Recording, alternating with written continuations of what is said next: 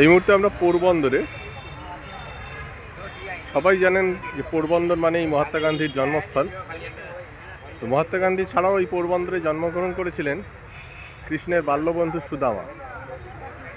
এখানেই সেই সুদামার বাসস্থান, যেটি এখন সুদামা মন্দির বা সুদামা পুরী বলা হয়।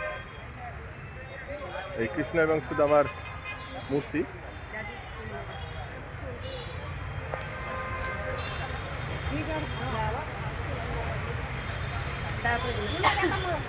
আমরা এসেছি সেই সুদামা পুরীতে, এই সুদামা মন্দির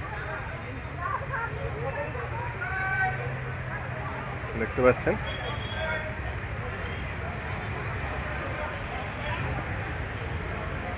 পাশে আছে চামুন্ডা মাতার মন্দির।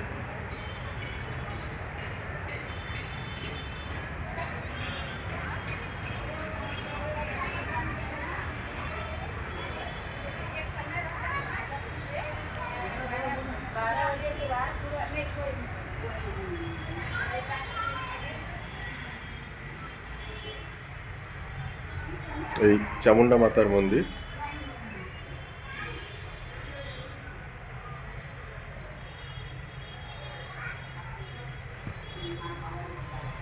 এবং এর পাশে সুদামা মন্দির।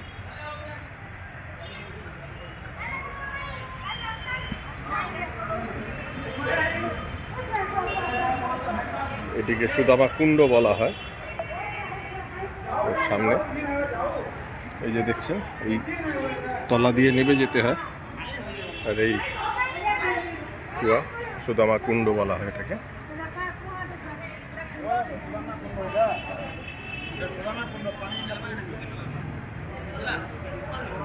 আর এই মূল সুদামা মন্দির।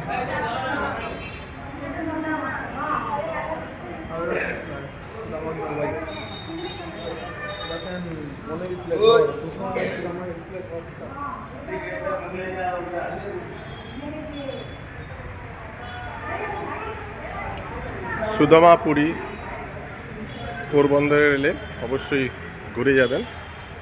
কৃষ্ণের বাল্যবন্ধু সুদামার জন্মস্থল। তার সামনে আছে এই 1,84 পরিক্রমা। এটিও একটি অভিনব ব্যাপার। এর একটি নির্দিষ্ট প্রবেশ পথ এবং নির্দিষ্ট নিষ্ক্রমণের পথ আছে, কিন্তু কোনোভাবেই আপনারা এই মাঝখানের দেয়ালটি অতিক্রম করতে পারবেন না, এটি কন্ডিশন। এই প্রবেশ পথ দিয়ে যদি শুধু পথ অবলম্বন করে আপনি নিষ্ক্রমণের পথে বেরোতে পারেন, তাহলে বলা হয় যে 1,84 পরিক্রমা কমপ্লিট হলো। সেই 1,84 পরিক্রমা করতে চলেছেন আমাদের অনেকেই, চলছে সেই কাজ।